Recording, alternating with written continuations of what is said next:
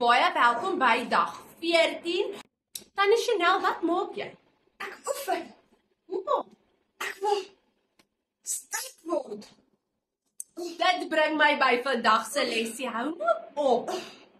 Ek raak sommer moeg vir jou part. Maatjies, het jy al jou dag 14 se geskenkie by jou?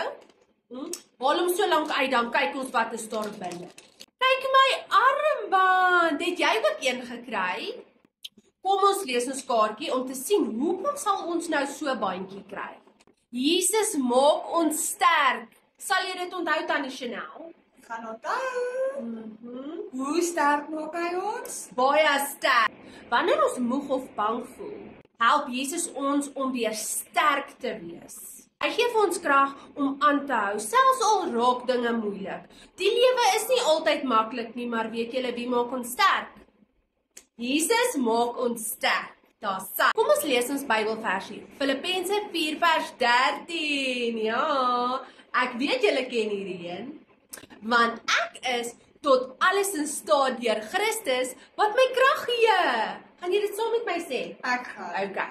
Want ek is tot alles in staat deur Christus wat my krag gee. Baie mooi. Gaan ons hom nog een keer sê? Okay, kom ons probeer weer.